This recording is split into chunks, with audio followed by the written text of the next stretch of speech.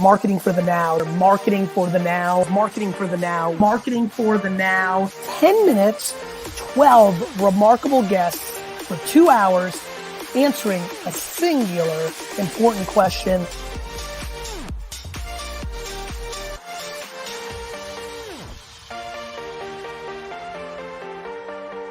Are you ready, Gary? What do you think? Hey, everybody. I'm Andrea Sullivan, CMO of VaynerX, and welcome to VaynerX Presents Marketing for the Now. We're officially kicking off our summer series, so we've got a new format. We're cutting it back to 1 hour. There's still 10-minute conversations with CEOs, founders, and CMOs across a ton of different industries. Some of our interviews are going to be led by Gary, as well as some are going to be led by VaynerX leaders. Today, we actually have a bonus guest, which is AJ's brother. So if you can, stick around from 1:30 to 1:40 to close out the show. Today's question is, what are your predictions for the rest of 2021? Hashtag marketing for the now, and let's get started. First up, we have the amazing Jerry DeVard, who is a serial CMO and the founder of Black Executive CMO Alliance, which she will tell us all about. Jerry will be interviewed by Patrick Bennett, creative director at VaynerMedia. Welcome, Jerry and Patrick. Thank you, Andrea. Hi, Patrick. Hi, Jerry. Thank you so much. We're kicking it off. We're number one. I know, that's pressure, right? I think we can handle it. I think we can handle it. So, I mean, that was a very brief look at your CV, but I mean, besides founding the Black Executive CMO Alliance, I mean, you've also been a CMO at like Office Depot, ADT, Citibank. You've had leadership positions at Revlon, NFL, General Mills, all these places. You've been named like one of the 75 most powerful Blacks in corporate America, which is just, what a title, you know? But we met actually nearly 20 years ago when I was just a young creative working on the Verizon account. But a very smart young creative and still a young creative, right? I mean, I'm getting up there. You know, you got to shave to keep the grays away. Yeah, no, all of that is always very interesting, and some people live on that. That just happens to be what I've done. It's not kind of who I am. I think I've learned a lot at a lot of companies. Like most marketers, we've worked in a lot of organizations, and so we can kind of figure out, you know, solutions from a 180-degree angle. There's not one way to solve anything, and that's what I've learned in all the industries and sectors and countries that I've lived in to work in this amazing profession that I love. I love it. I love it. So, you know, getting right into it, why now? You've been in this industry for, you know, a number of years. You've done some incredible stuff. Why is now the time for Becca? Now it's the time. It comes down to, if not now, when, and if not me, who. It really was. It came out of a desire of wanting to make sure that people understood the breadth and the depth of the Black marketers that were out there today. Because I got really tired of seeing all these roundups of the best of and the leading and the most, and there not being people that looked like me.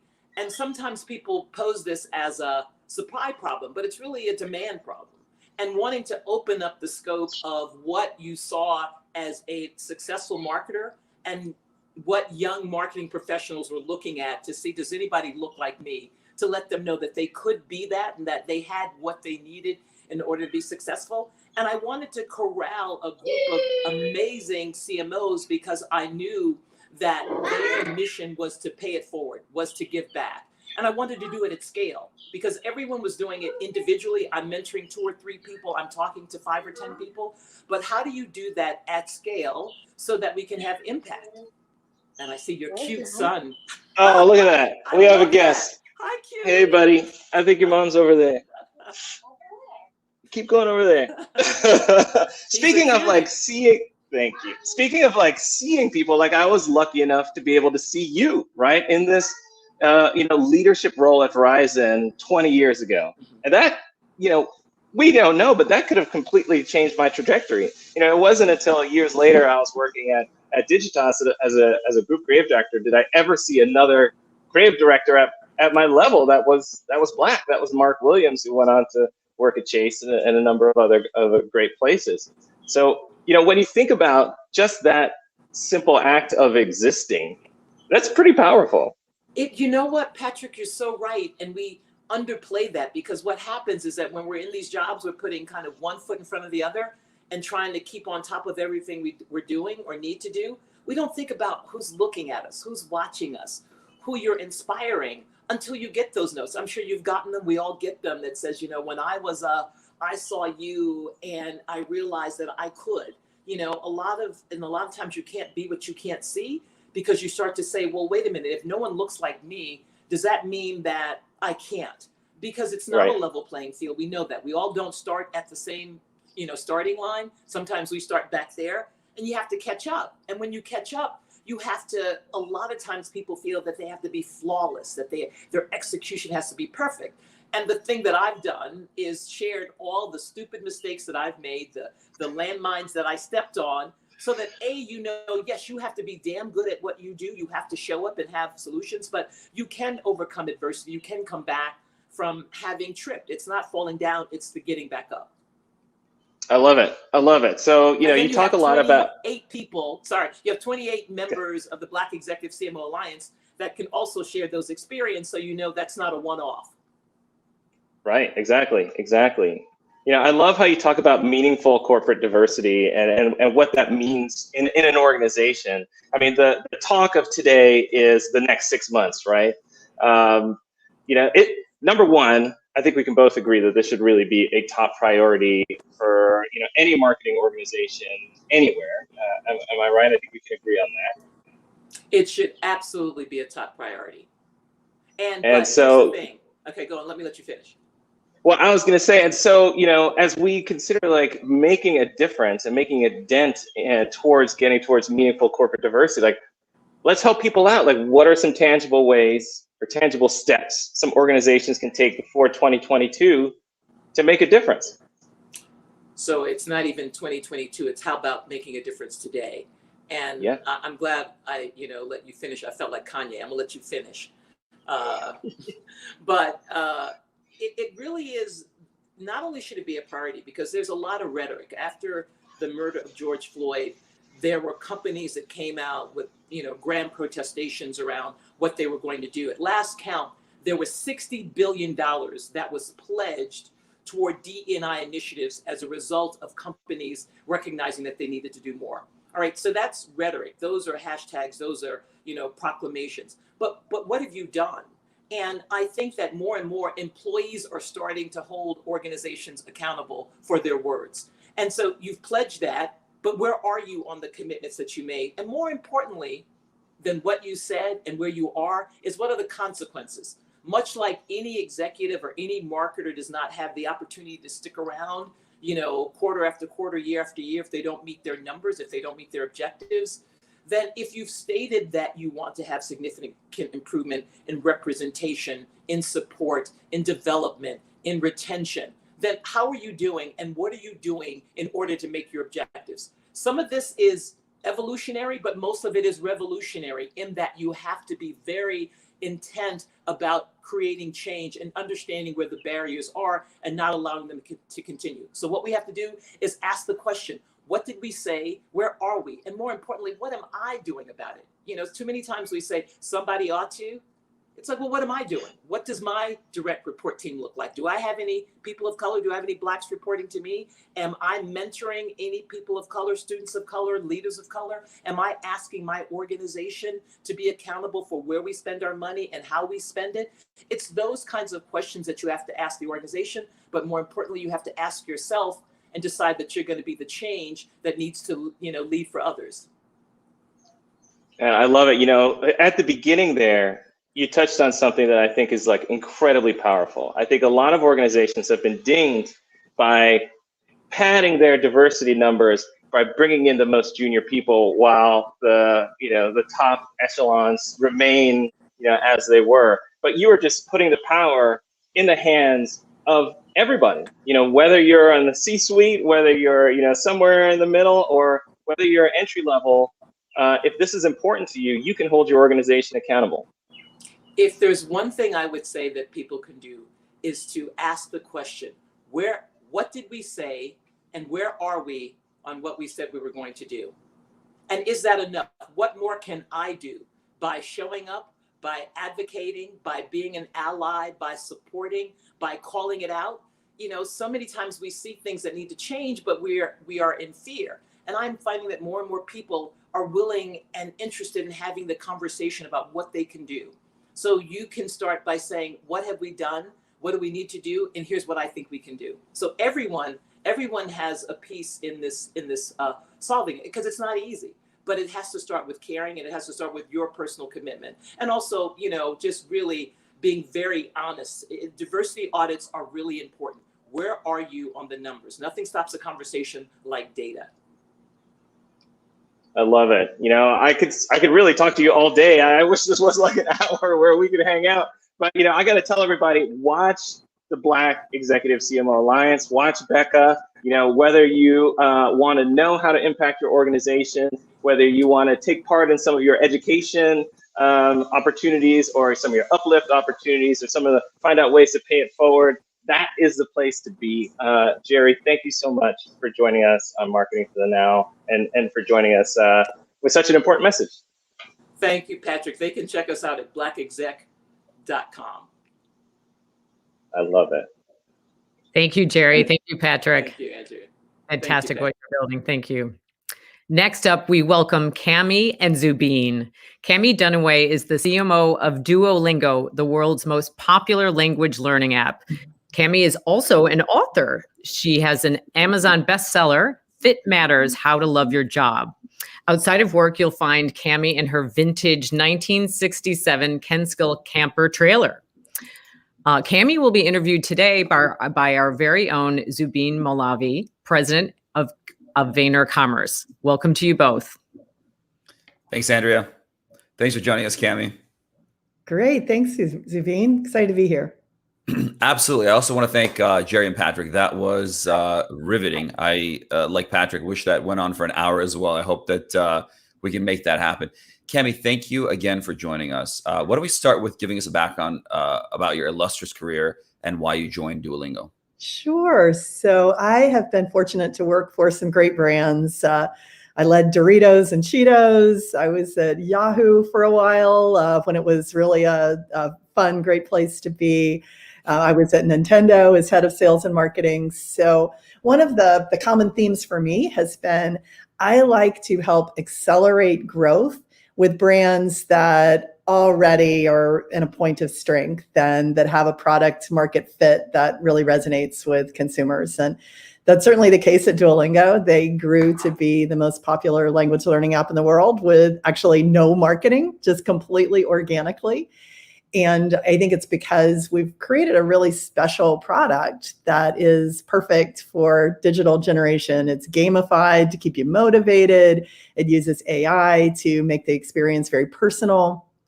And it's also very mission oriented as a company. We really believe in free access to language learning as a way to just help people advance. And so, it's a kind of a dream gig to build a marketing group on top of that foundation. That's amazing. I think I first heard of Duolingo, I think it was like in 2011, when they got a lot of notoriety for taking and kind of creating meaningful use out of CAPTCHA. Mm-hmm. And for those of you that don't know, essentially the CAPTCHA thing that pops up nowadays that goes, what's the crosswalk, or pick all the crosswalks for the motorcycles or whatnot. Back in the day, it used to be like 5 characters, or it used to be a string of sentences or words. And Duolingo essentially took that, and what they did is they allowed people to translate content and start to build this machine learning environment. And it was so compelling at the time of like taking something that we're using every day and adding meaningful use to it. Now we'll get to that in a bit. I think we've got an interesting topic around that. But speaking of growth, speaking of impact, speaking of changes, so clearly with the pandemic going on, people in the workforce across the country and the world, there were commonalities they faced, challenges that they faced. What are some of those challenges that you face at Duolingo that were perhaps unique to Duolingo what went well for you over the last 18 months, and what can others that are tuning in right now can learn from? Yeah, so COVID really was a time of explosive growth for us. In that period when the World Health Organization proclaimed a global pandemic, we grew 67%. There were like 30 million new users who came to Duolingo to learn a language. And that surpassed any growth we had seen in the past, even in big periods like New Year's. And, I think about my own experience during the pandemic. We all wanted something that we could just feel good about, right? Something that we felt like we had some control over and that just felt like we were doing something positive in our life. And excuse the phone. I guess that happens. And so, taking 5-10 minutes a day to learn a new language is a way of expanding your world and being able to learn about new cultures and build new relationships. It was just something that really gave people a bright spot in the pandemic. And so for my team, that meant that we really had to change a lot of our habits. We had to be really agile. We're a very global organization. And so we also had to acknowledge that maybe when there was a moment of optimism in the US, things were still really bleak in Brazil or in India. So really taking time to listen to the sentiment of consumers around the world and try and make sure that we were tapping in to where the consumer was at any particular moment. But it was an exciting time of growth. We love people learning a language, and there were a lot of people learning a language during COVID. Yeah, absolutely. And I think the inability for people to travel, a lot of things like Duolingo ended up giving them that kind of experience, if you will, that they couldn't have in the physical world of being able to, I can't travel to France, so why don't I learn French? Or I can't travel to Spain, let's learn Spanish. And I think it's what's interesting as well is like there are different sectors clearly that did remarkably well during the last 18 months and some that just did incredibly poorly. And the key is understanding how you take that and now in your case, leverage that as a platform for growth moving forward. Yeah. And, there were a lot of silver linings. For example, one of the things that we had to pivot on is we started a few years ago doing what we call DuoCon. So bringing our super fans together to just talk about all things like language, pop culture, technology. And we had planned this big event in Brooklyn in 2020 and had to pivot to online, which, caused a lot of scrambling and a lot of sleepless nights. But the silver lining was that we ended up having over 115,000 people tuning in to this virtual DuoCon from 130 countries. And so the reach that we were able to accomplish by being virtual rather than physical just turned out to be a really great thing. And so, as we move forward, we're going to be virtual again this year and probably always keep a virtual element because it enables us to involve people who can't get there physically. Absolutely. And given the fact that you have a digital product, you have an online community, it allows them to kind of connect more meaningfully than without it. That's fantastic. Yeah. I want to kind of switch topics for a moment and ensure that our audience is getting even further value from this. So when we think about marketing and product relationship, like 95% of brands out there, product influences marketing. So you've got these products and then marketing has to do something in terms of getting those products in front of the right people. You're in the 5%, and you're in the 5% in that marketing has in your organization actually influenced product, which intuitively speaking is how it should be done because marketing is the closest to the consumer. They're listening to the consumer and they should be able to influence product roadmap. But what I found remarkable is that your journey got you from understanding how human and people's bathroom behaviors impact their ability to learn a second language. So I'd love for you to leave us that final question and tell us how bathroom behaviors impact your ability to learn a second language. Sure. So one of the things we hear from consumers is, I want to learn a language, but I don't have enough time to learn a language. But we were doing some research and realized that we all spend an average of 14 minutes a day on the toilet. And so we thought, how do we make people like get more productive use out of that time? Let's help them learn a language while they're on the toilet.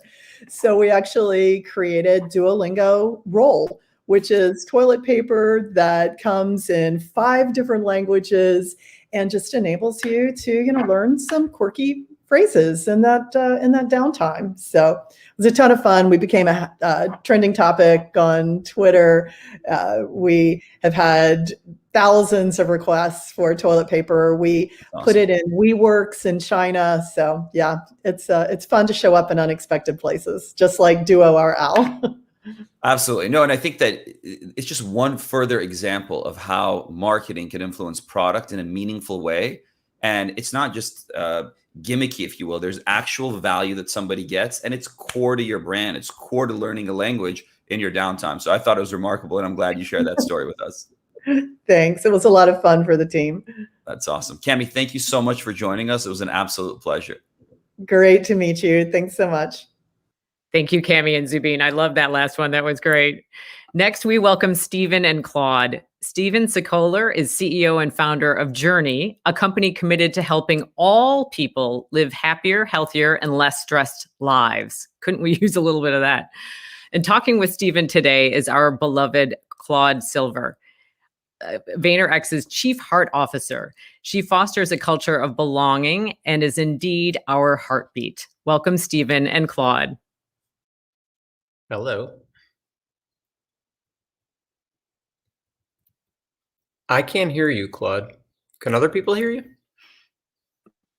Hello, hello. There we go. Thanks for joining us from Hawaii today. It's my pleasure. How are you? I'm great, and I just want to thank Cami and Zubin. That was a great segment, and Patrick and Jerry. I now know all about bathroom insights, and I'll be thinking about that for sure as we go on. So we're here to talk about Journey, and to kick us off, can we hear a little bit about your journey? How did you get here? Sure. So I started Journey in 2015, March of 2015, after 12 years of running a B2B business. So I basically helped organizations celebrate and inspire their employees. And so I knew how important it was for people to feel seen and recognized. And it was a few years before that, in 2011, that I went to Sydney, Australia, to open an office for that company. And I found meditation and other mental health practices, originally through Buddhism, actually. And it was really transformational for me. Fast forward a few years later, moved back to New York, sold the company, and thought there was a real opportunity to help people by bringing them a lot of these ancient practices in a really simple, approachable, secular way. And obviously, if the last 6 years, or especially the last 18 months, have taught us anything, it's that having a good, solid mental health practice can be really essential in today's crazy world. And so started the company with the help of real experts on the mental health side, on the workplace wellness side. And we help organizations keep their people healthy, happy, engaged, and, centered. I love it. I mean, we're all craving human connection more so than ever, as you just mentioned, in the last 18 months. And, you and I have known each other now for a bit and never met in person. And so this connection is real, and I can't wait until we actually can meet in person. Can you walk us through a couple of the things that Journey actually offers, like some of the tangibles in terms of mental health, meditation? How does a person kind of work with the app, the program? Yeah, absolutely. So what we set out to do was build the leading preventative mental health product. So basically the product that people will use on a day-to-day, week-to-week basis to keep themselves mentally and emotionally fit and balanced. And so that includes a whole host of tools, resources, and probably most importantly, support to navigate both work and life. I think we all know that what happens at work shows up at home, what happens at home shows up at work. And that's even before the two were, so commingled the way they are now. And so we teach a variety of practices in a really simple, approachable way. So things like breath work, meditation, cognitive behavioral therapy, positive psychology, neuroscience. And because our clients range from very traditional investment banks and law firms to startups and nonprofits and charter schools, we need to be able to meet people where they are. So make it really approachable and delivered in a way that people can say, yes, that's for me. So we have digital products. We do formally on-site things that are now done virtually through Teams and Zoom and things like that. But everything we do is rooted in human connection. So it's about live group learning. So we believe that people learn best in a group when they have a teacher and others that they can interact with and learn from. The second sort of core pillar is peer support, the idea that having the support of peers, colleagues, friends makes a big difference in terms of being seen and normalizing experiences and having people deeply engage. And then the third is proactive health. How do we encourage, inspire, nudge people to do something on a day-to-day basis to keep themselves mentally and emotionally fit, the same way we brush our teeth twice a day or take a certain number of steps, to move our bodies? What's the mental health equivalent of that? The word preventative is something you don't hear a lot unless you are, working on preventing cavities or preventing, your arteries from being clogged. So I think the idea of this is a preventative way of going about your mental health, mental fitness is phenomenal. It's just it's clutch, I think, today. The topic of today is where are we going in the back half of 2021? And I'm wondering if you have any thoughts you want to share around human connection, wellness, the world of mental fitness, mental health. Sure. Yeah, I have a few thoughts. So first, I think, we have done really well with these vaccines in getting them developed super quick and pushing them out. And so countries, and in particular regions that have high vaccination rates, will continue to grow. And that's exciting. And what we're starting to see is people spend more money on experiences versus things.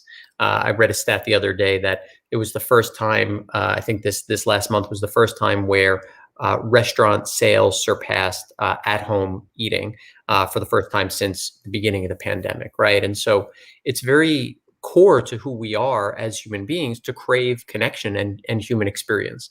So we're going to see things like travel come roaring back, which we're already starting to see. And the safety precautions are still in place in different parts of the country, but it's becoming safer and safer to travel. I think on the flip side of things, unfortunately, underserved communities will continue to struggle for a wide variety of reasons. So that's something that I think we as a society need to address.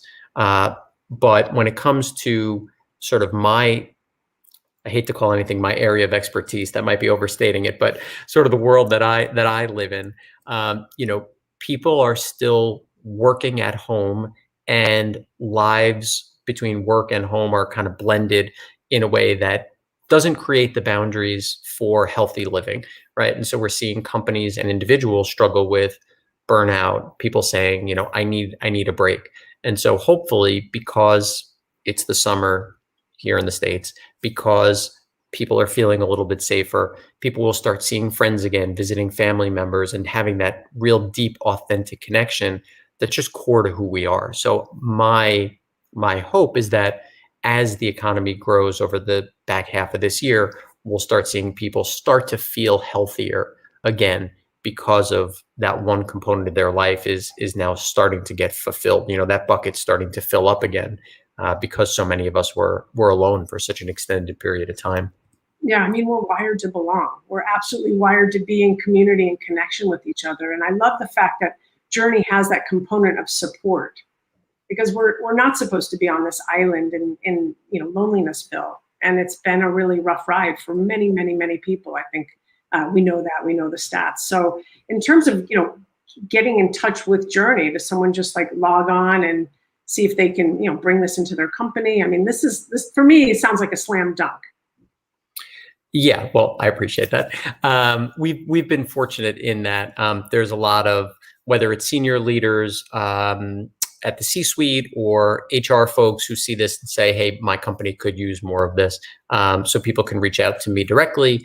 People can find us online and, on LinkedIn, on Instagram, on Facebook, on, all the places.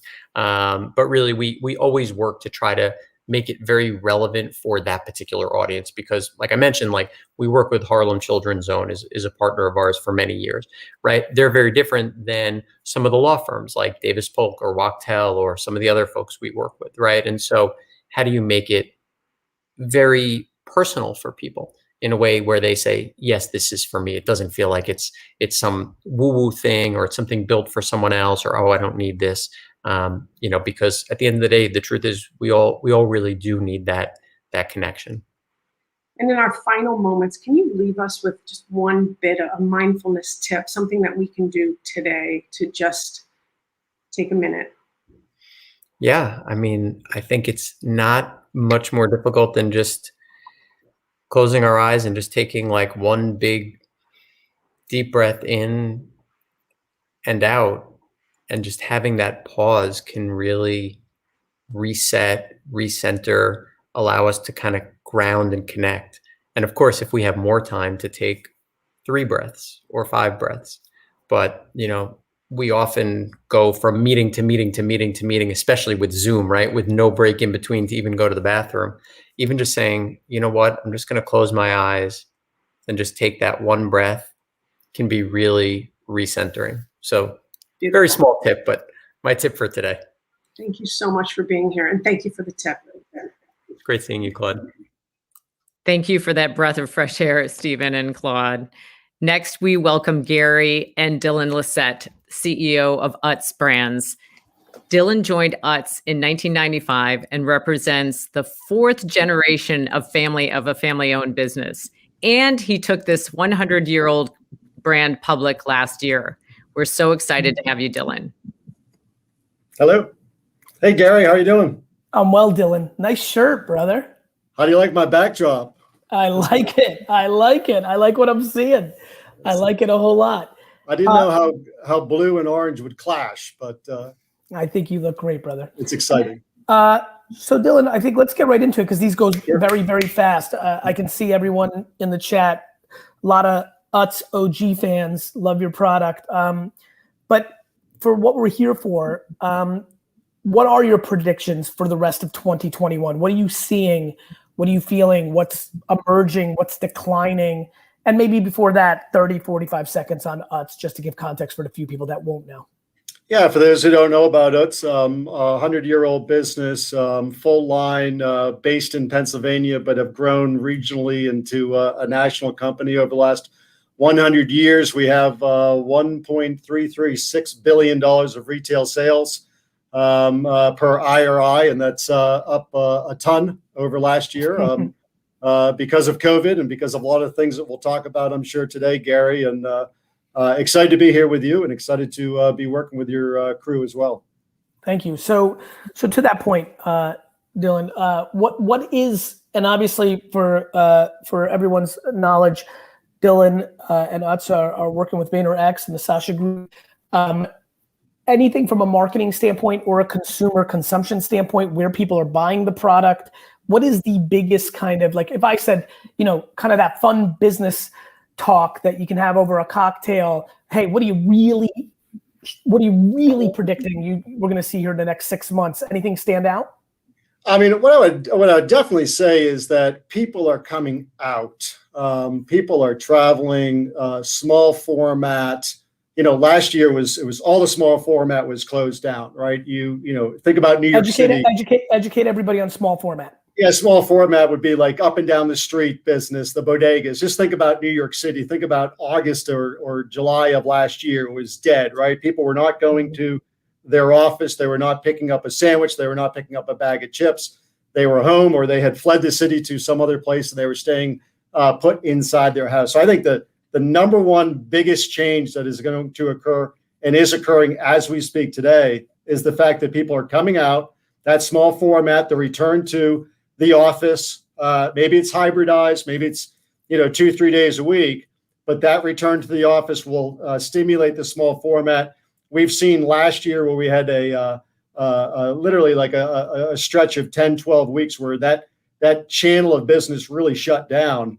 It's exploding this year. So I think as people get out, as they travel, as they enjoy the weather, as they get outside, as they start traveling back to work, as they start vacationing again, that whole small format is really lifting, and it's lifting brands like, Dirty potato chips and Zapp's potato chips. That's why I'm wearing the Zapp shirt today, but it's lifting those brands up very nicely this year. So that's a big change for this year. What about on the marketing front?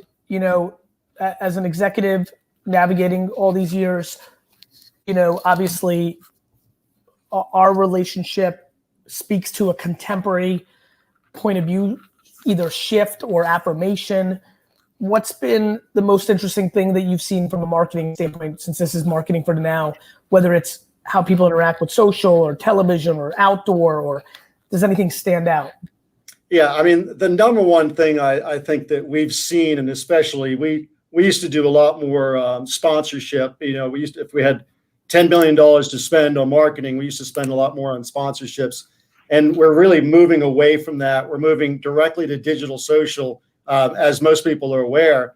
But what we really love about that is the fact that it's connecting with people. And I think it was one of the last guests, Stephen at Journey, said, meeting people where they are. And I think that's so important because it's absolutely right. I think our brand in general has grown through the 100 years of existence to what it is today by meeting people where they are. And I think that social and digital connection of really being able to connect directly to somebody in a very particular manner, that's not just throwing up a billboard, that 100,000 people pass and 1,000 of them happen to catch it and think about it, but really being able to connect, but then create like that 360 connection where we're connecting with them, they're connecting back to us, we're connecting, and it's going back and forth, and we're doing a lot of kind of cool stuff with that right now. Do you feel that there's a real mix that watches this show? You have a lot of entrepreneurs, senior executives, and then you have a lot of Fortune 500 CMOs, CEOs.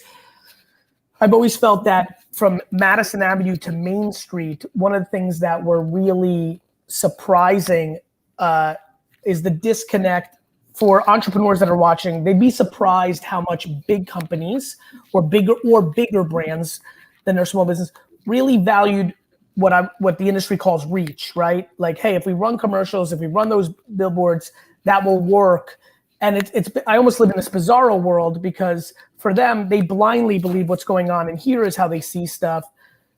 Why, for the fellow executives that are watching, what do you think makes it hard to go away from a big baseball sponsorship or running a bunch of television and getting a lot of GRPs, or the way that, how brands are built, or how Procter & Gamble taught? Like, there's an institutional 50 years of how this is done that is getting disrupted because of the internet. And, we're 20 years now into the internet, and still the majority of big companies still want to go for potential reach versus what I think we're seeing together, which is really winning on relevance, which actually then makes people buy stuff. Yeah.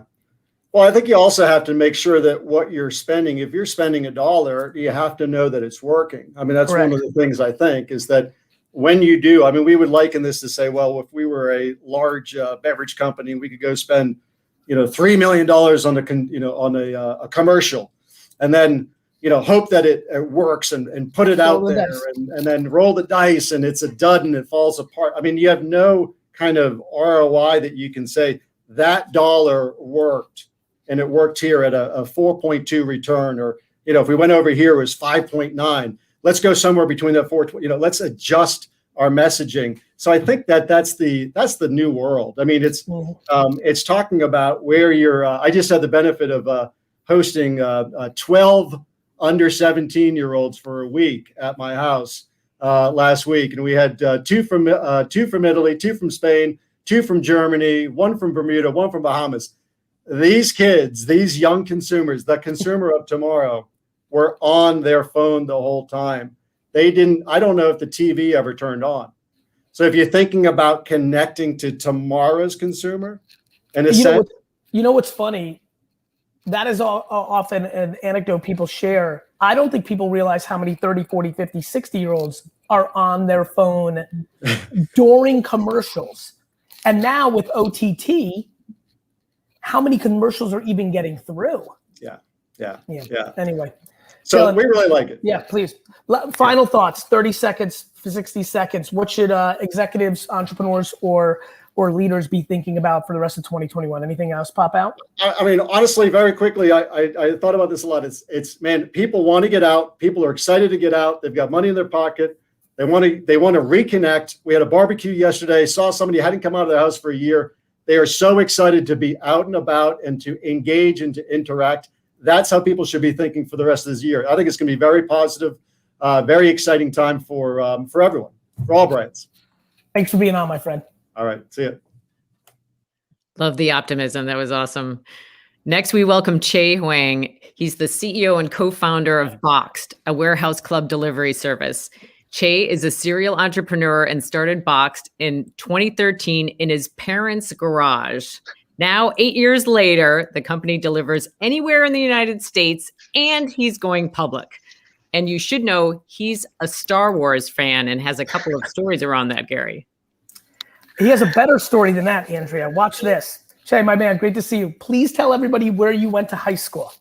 I went to high school where Gary grew up as well, Edison, New Jersey, at a school named J.P. Stevens. And out of that school, there's a bunch of random entrepreneurs, man. Gary, you know a bunch of them, man. Why don't you list off? Do you know a couple of them to list off for everybody? Because everyone's so everybody before Che lists maybe one or two others. I moved in 8th grade. So my whole life I thought I was going to JP Stevens. Where I lived in a townhouse, I already knew my path because I could cut through the back. It was all very exciting. And then my parents moved me to Hunterdon County. So I never got my JP Stevens experience. But Che, to your point, I read that article, that there was an article written once about all those entrepreneurs and you being one of them. Wild stuff. Yeah, so you got us here, right? You're honorary JP Stevens. Thank you. Gary. I don't know if they gave you that yet, but I want it. We're gonna lobby for that. One of the co-founders and the former CEO of Blue Apron was out of JP as well. 3 out of the 4 co-founders of Boxed. Nature Box was founded out of JP Stevens. A bunch of there's more and more. Yeah. Wow. Yeah, it is. And even once in a while, I just meet a random entrepreneur or someone at a conference just say, hey, JP class of XYZ. And I'm like, oh my gosh, I see a lot of people in the comments. It is a good idea. Move to Edison and send your kids there if you want them to be entrepreneurs. Che, why don't you give 1 minute on Boxed for the few people that don't know what it is? Yeah, Boxed is an online wholesaler. So we not only are an e-commerce retailer, but we are also now an e-commerce enabler. On our e-commerce retail side, we service both B2C as well as B2B customers with snacks, pantry items, everything you need to run your household or your office when it comes to pantry, snacks, and coffee. On the enablement side, we now package up all that software and hardware that we built. So all the front-end systems, inventory management systems, warehouse management systems, even the physical robots that we engineer and build ourselves, we now enable other retailers in the enterprise to use that technology stack via a new SaaS business. So that's what we built basically in almost 8 years from a garage in Edison. If I asked you let's go into it because we don't have a lot of time. Your personal predictions from your purview of the rest of 2021 on consumer behavior, on opportunities, on marketing strategies, on buying trends, since you're in that game, wherever you'd like to take it. And this might be kind of bold talk and maybe a little bit too much, but I fundamentally believe from what I've seen that we are going into the most prolific back to school, back to work period in not modern American history, but American history. I think we've never had this many folks not in the office. You've never had this many Americans not in school, and everyone is going back around Labor Day. Maybe not 5 days a week, but certainly some days of the week.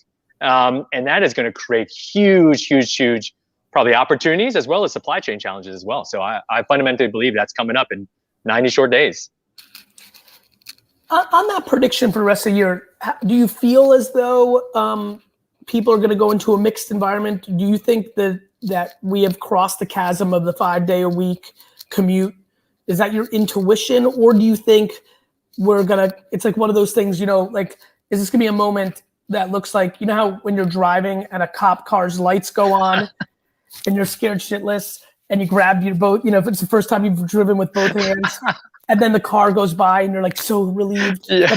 But for the first 12 minutes, you drive 55 and then somehow you don't even realize it, but you're back to 73. Do you think that people are saying it, but we'll find ourselves in April of 2023 close to where we were? Or do you think the society's got comfortable with meetings on Zoom and other platforms and we're there?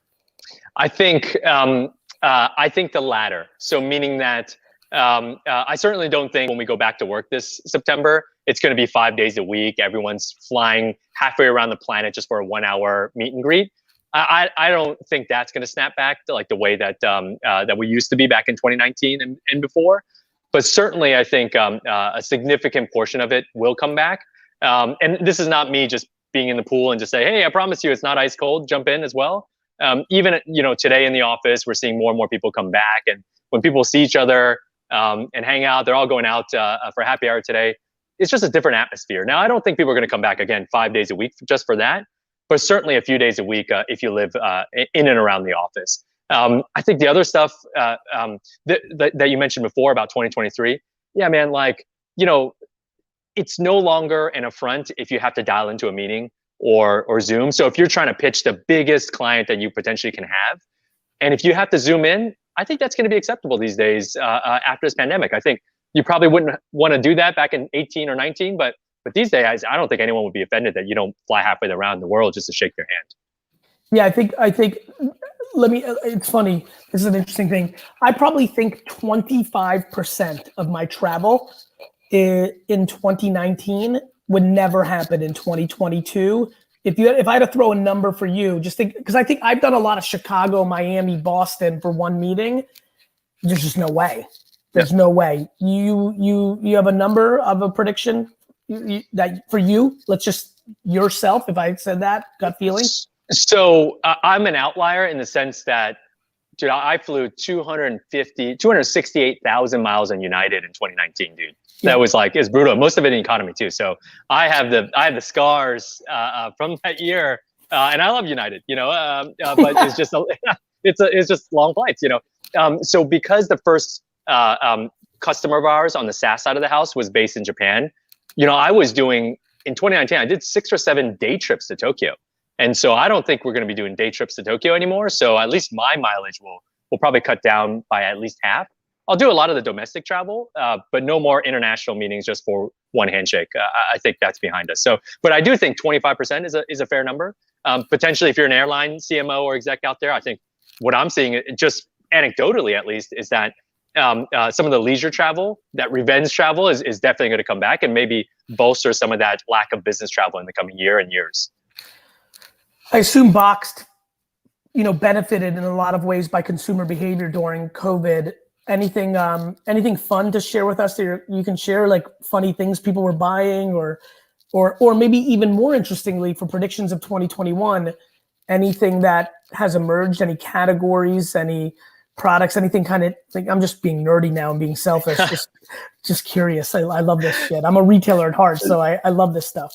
Dude, I mean, Gary, we've known each other for a few years now, and I always joke that I'm like a toilet paper salesperson, and like there's always this running joke until 2020 when it got real, man, and it became like the most popular profession on the face of the earth. And I had high school friends hit me up. It's like, yo, we haven't talked in 20 years, brother, but like you got some of that toilet paper for me, and I'm like, oh my gosh, dude. Do you have any sense why toilet paper was so high? I'm still a little like, please tell me.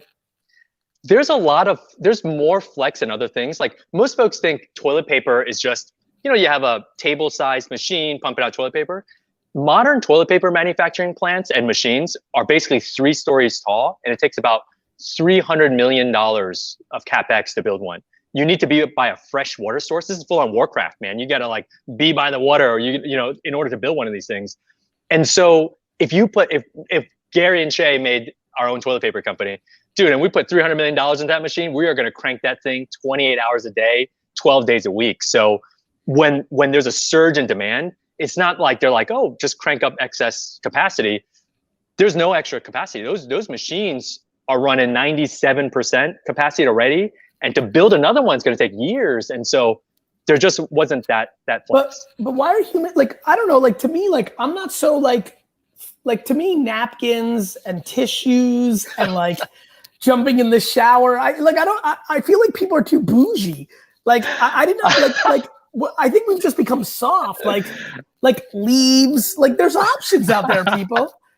Like, there are definitely options out there. And so funny anecdote is that I was so confident in my ability to procure toilet paper, just given what we do, that we actually caught ourselves in our household without toilet paper, and I had to scramble and do the walk of shame to our fulfillment center and take a pack off the shelf. And I saw multiple people in the FC look at me just like shaking their head. I'm like, yo, dude, Times are tough, man. I underestimated how much we had at home.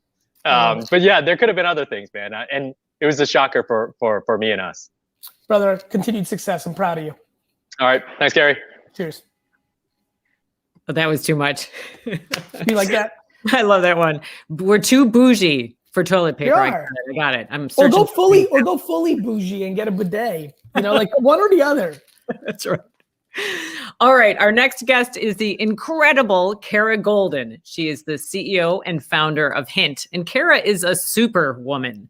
She was named the EY Entrepreneur of the Year and was one of, I love this, InStyle's Badass 50 list. Nice. Check out her podcast, The Kara Golden Show, and get her book, Undaunted, Overcoming Doubts and Doubters. Welcome, Kara. Hi. Great Kara, to see you. Great to see you. How you been? Good. How are you? Good. Kara is built an amazing company. Most of you who are watching right now are very aware of Hint. I got to meet Kara over a phone call very early in that journey and was so impressed with the way they got distribution for that product. I remember being on a beach or something and talking to you about getting into Starbucks and things of that nature. And just, it's been really a joy to watch you build this company. Thank you. I remember that call as well. So Kara, why don't you tell people really quickly, because I'm sure there'll be at least 5% that don't know the brand. Let's start there, and then we'll go into what you're seeing in the streets for the rest of 2021. So I have it here in case people are wondering what the heck it is. So it's an unsweetened flavored water that I started actually 16 years ago. For people who are thinking that there's overnight success stories, I mean, it takes time to build quality and great brands, and I'm really proud of what we've done. And started 16 years ago. In addition to building a great product, we've built a different way of actually going to market. Over 50% of our business is direct to consumer. So when you look at, the beverage industry as a whole, there are certainly companies, the big soda companies, that are selling on Amazon and Box and others, sure. But having a direct business and having that direct relationship with the customer is something that we've built for the last 8 years. And it's a solid, incredible subscription business that many, many people are using. What stood out for you before we go into what's happening in 2021? There's been a lot of contextual COVID conversations. Anything stand out from you? Did anything catch you off guard? Was anything a pleasant surprise from a consumer behavior standpoint? As far as the pandemic? Mm-hmm. Yeah. So at the beginning of the pandemic, right before the pandemic hit, I guess the end of 2020, we were really focused on automating a lot of our plants. And so most people in the beverage industry were like, why are you doing that? By the way, I didn't come from the beverage industry. I came from the tech industry, and my husband is our chief operating officer, and he also came from the tech industry. So we kept thinking about, well, what if somebody sneezes on the line, right? As we're filling a bottle, we don't have preservatives in the product. What happens? So we wanted to get the people out of the room. We've been working on this for 4 years to get the people out of the room. By the end of 2019, we had everybody out of the room and automated and got those people away from where the actual fill was. By the time the pandemic hit, we learned that as an essential product in a pandemic, you have to be running your plants 24 hours a day. You have to, do your best practices to best efforts to actually supply the store shelves. So people were hoarding toilet paper, but they were also hoarding water, bottled water, and products like Hint.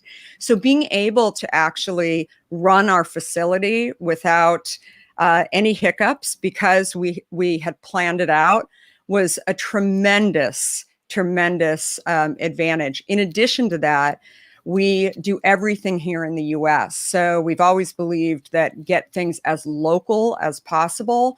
We blow our own bottles on the lines, where everything has been done in the US. So when the pandemic hit, we got a phone call from Costco, and they said, "Hey, do you guys do everything local? Because we're having a lot of problems with suppliers that are supposed to be getting cans from China and they're not coming.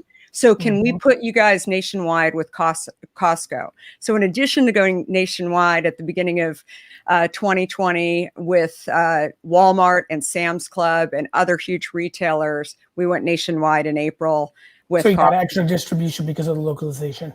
Yeah. And also just because we were, automated as well. And so one of my predictions really for, remainder of 2021 and going forward is supply chain. It matters.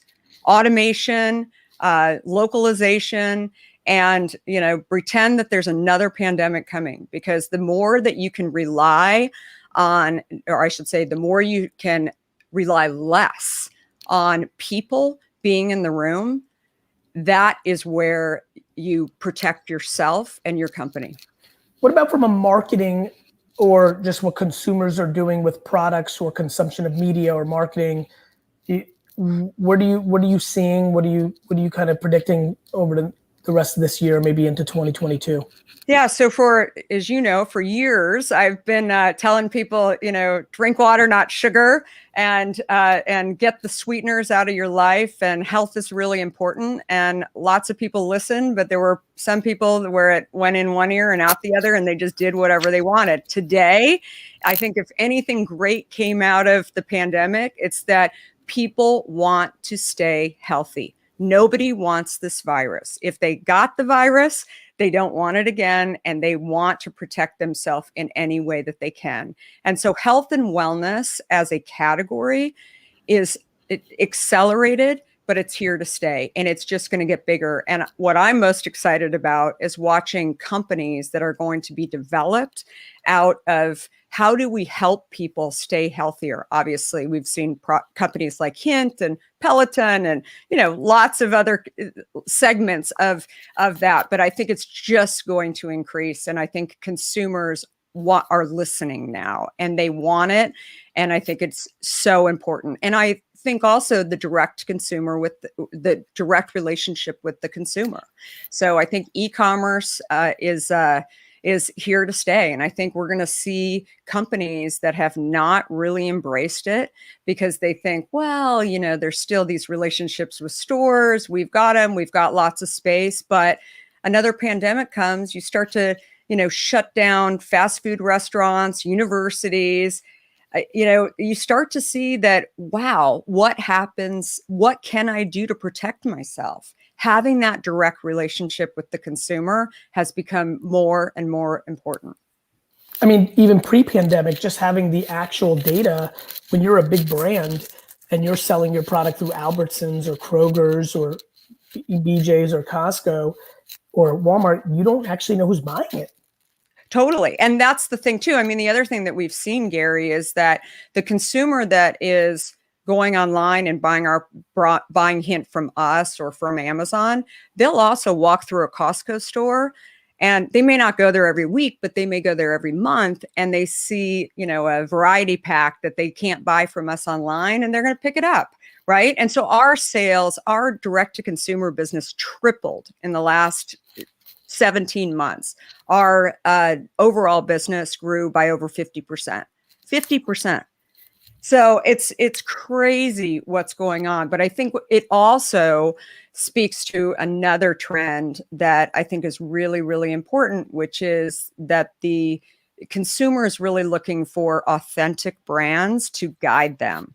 And so, I know you love talking about storytelling. I'm a huge believer in that as well. But it's also about how to lead consumers. So, for example, we started our company with Hint Water. And a few years ago, I had a scare with skin cancer. And I came out with sunscreen. The number of brands, or the number of soda brands that were saying, what is that tech executive doing? She's coming out with the sunscreen brand. That was never my purpose. My purpose was to service the customer and help customers understand that here's a great product. We never even stuck it on the beaches anywhere to sample it. We just said, hey, you like Hint Water? Come and try this Hint sunscreen. We had like an 80% return on just an email that went out to these consumers because they trust the brand. The brand. They believe in the story. I'm a big fan of horizontal expansion for brands. I think a lot of brands have a lot of permission to go into other categories and haven't gone there. And that's a little bit of a prediction for the next decade. Huge. Kara, continued success. Great to see you. Thank you. Thanks, Kara. So Gary, we've got one bonus guest today, and it's your brother. I'm very excited. I've heard. AJ's the co-founder of VaynerMedia and Vayner Sports. Now let you guys take it away.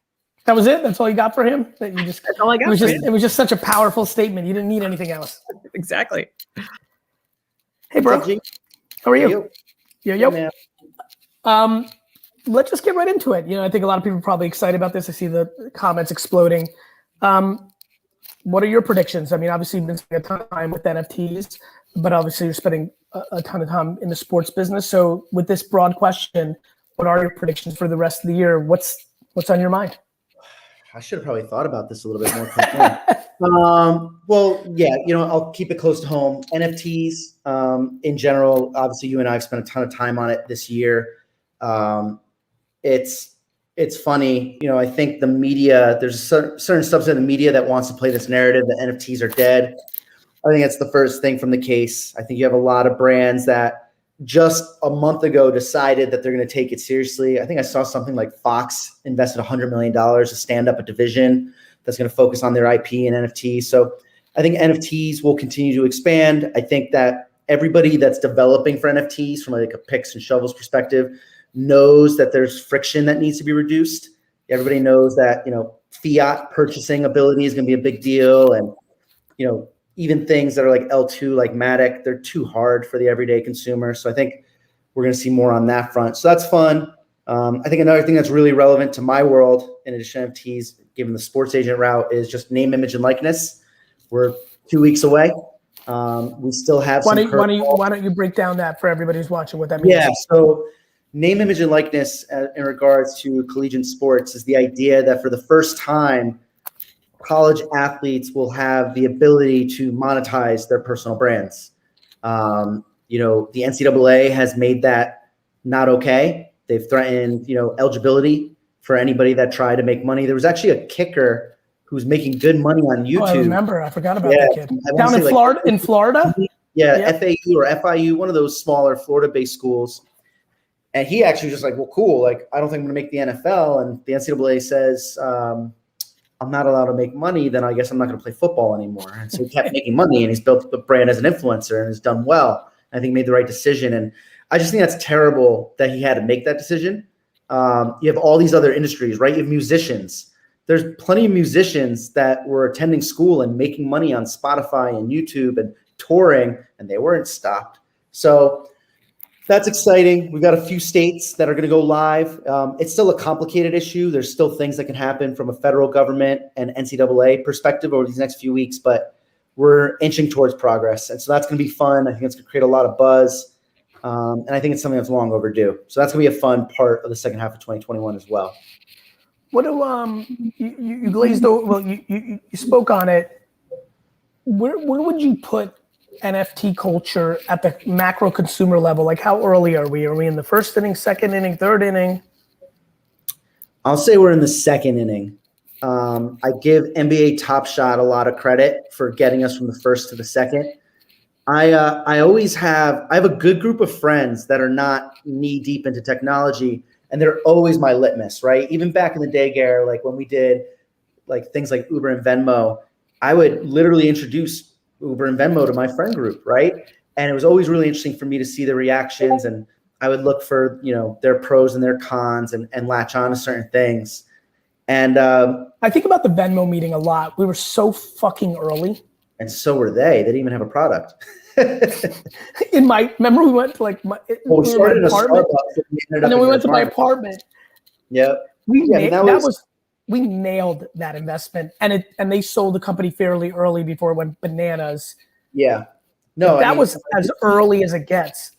Yeah, I mean, when we invested in Venmo, it was SMS only at that point. So it was, you could text money to one another, and there was a slew of verifications, and there was no. It kind of reminds me of like the NFT stuff you're talking about right now, because we're so early. Like it's, as a matter of fact, it was funny. I was gonna hit you up off this show, but I'll just do it right now.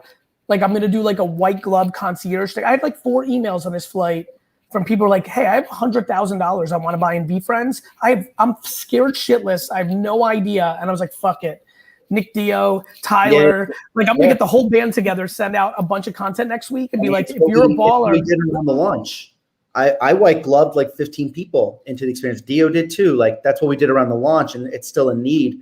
Like you said, it's not easy. It's not intuitive. It's scary. You read the headlines of stealing and scams and phishing, and the problem is that stuff exists. Like the people that are in crypto are some of the smartest people in the world. And there, unfortunately, some small subset of that population is taking advantage of people, right? And so it's so early. A good example is, the most important thing in the world when it comes to your wallet is your seed phrase.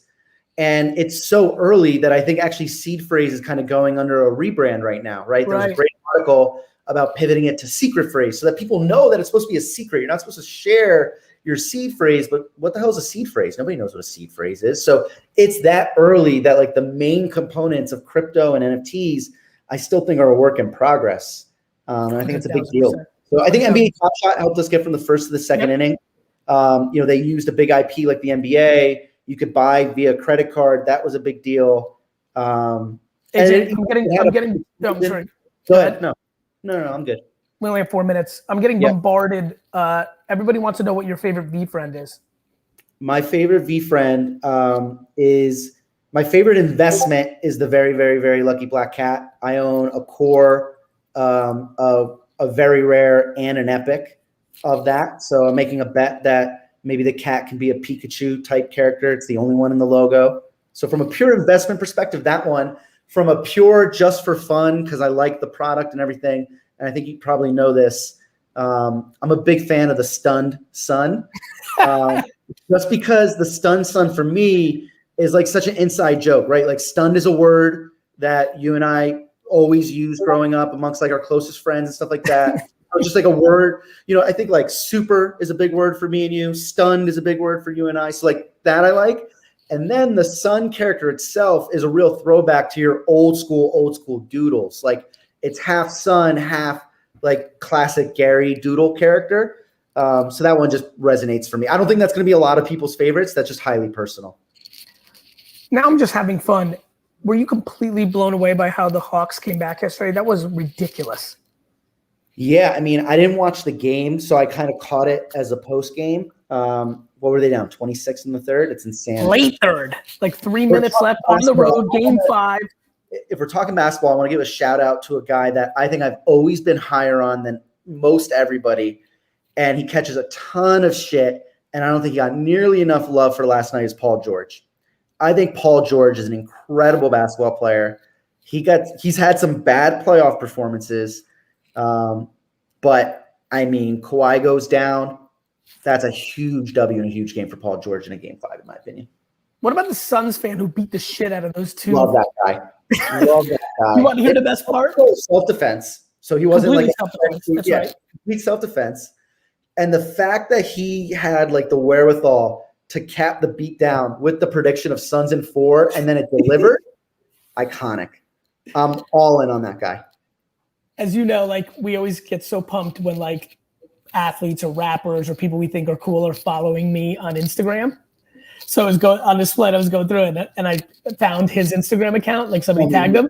He follows me. I'm so fired up. You have to connect. What did we do? Where are we? I didn't do anything. I got to think of something. We got to come up with a.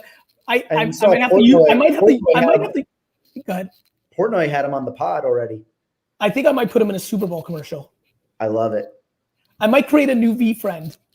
Just that beats up people like what you gotta do. Like you fighting fan Falcon. You gotta take a picture with him where you're doing the 5 and he's doing the 4. That's good.